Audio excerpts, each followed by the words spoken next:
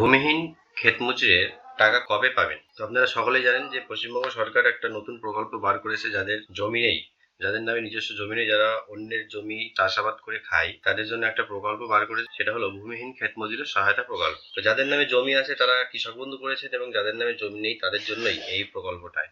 এই প্রকল্পের মাধ্যমে বছরে দুবার 2,000 করে মোট 4,000 টাকা যাদের জমি নেই তাদের অ্যাকাউন্টে ঢুকবে। তো এই প্রকল্পে যারা কাগজপত্র জমা দিয়েছেন, আপনারা সবাই জানেন যে কয়েকদিন আগে দুয়ারে সরকার হয়ে গেল। তো সেই দুয়ারে সরকারে যারা জমা দিয়েছেন তারা তাদের স্ট্যাটাস কিভাবে চেক করবেন, যে আপনার ফর্মটি জমা দিয়েছেন সেটি অনলাইনে এন্ট্রি হয়েছে কিনা, বা আপনার টাকা কবে ঢুকবে, বা কোনো সমস্যা আছে কিনা, বা আপনার অ্যাপ্লিকেশনটি এখন কোন অবস্থায় আছে, সবকিছু আপনাদেরকে এই ভিডিওতে দেখাবো। তো চলুন ভিডিওটি দেখে নিই। তো আপনার ফর্মটি এখন যে অবস্থায় আছে সেটি আপনাকে দেখাবো। আপনার 2 থেকে 3 ধরনের স্ট্যাটাস দেখাতে পারে।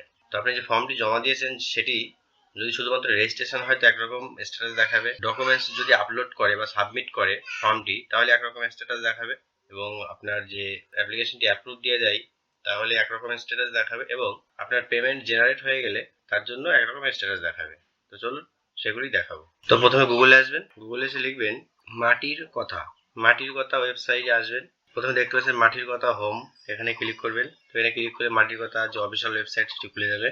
তো নিচের দিকে চলে আসবেন, নিচের দিকে আসলে দেখতে পাবেন এখানে অনেক অপশনই আছে, কৃষক বন্ধু আছে, বাংলা শস্য বীমা আছে, এবং তার নিচে দেখুন ক্ষেত মজুরের সহায়তা প্রকল্প, এই যে দেখতে পাচ্ছেন এখানে ক্লিক করবেন। তো এখানে ক্লিক করলে আপনার যে ক্ষেত মজুরের যে ওয়েবসাইট সেই ওয়েবসাইটটি খুলে গেল। তো নিচের দিকে আসবেন, নিচের দিকে প্রথমে দেখতে পাচ্ছেন অ্যাবাউট প্রজেক্ট, যদি এই প্রকল্প সম্বন্ধে কিছু জানতে চান তো এখানে ক্লিক করবেন। এখানে বাংলায় পরিষ্কারভাবে সবকিছু লেখা আছে। তো আমি ব্যাকে চলে যাচ্ছি। তো ঠিক তার পরের অপশন দেখছেন নো ইউর অ্যাপ্লিকেশন স্ট্যাটাস, এখানে ক্লিক করবেন। এখানে ক্লিক করলে দেখুন search by acknowledgement number, Aadhaar number, mobile number, এই 3 রকম জিনিস দিয়ে আপনি দেখতে পারবেন। তো চলুন আমি আধার নাম্বার দিয়ে সার্চ করব। আধার নাম্বারে লিখলাম, লিখে এখানে সার্চ করলাম। তো এই দেখতে পাচ্ছেন নেম অফ অ্যাপ্লিক্যান্ট, আবেদনকারীর নাম দেখাবে, মোবাইল নাম্বার দেখাবে, ডিস্ট্রিক্ট, ব্লক, এবং স্ট্যাটাসটি দেখতে পাচ্ছেন ফুল রেজিস্ট্রেশন। ফুল রেজিস্ট্রেশন মানে হলো আপনার রেজিস্ট্রেশন হয়ে গেছে এবং ফর্ম সাবমিট হয়ে গেছে, কিন্তু এখন অ্যাপ্রুভ হয়নি। যদি শুধুমাত্র রেজিস্ট্রেশন হতো তাহলে আপনার এখানে স্ট্যাটাস থাকতো শুধু রেজিস্ট্রেশন। তো চলুন আমরা অন্য একটা দেখে নিই। এখানে সেম ভাবে আধার নাম্বারটি লিখছি। আধার নাম্বারটি লেখার পর এখানে সার্চ বাটনে ক্লিক করব।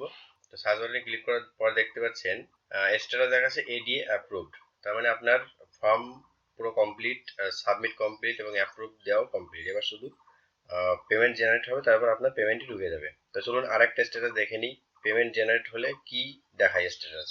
তো আপনারা চাইলে এখানে মোবাইল নাম্বার দিয়েও দেখতে পারেন। তো আমি এটি মোবাইল নাম্বার দিয়ে দেখছি। মোবাইল নাম্বারটি পুরোপুরি লিখলাম, লেখার পরে এই যে সার্চ বাটনে ক্লিক করবেন। সার্চ বাটনে ক্লিক করলাম।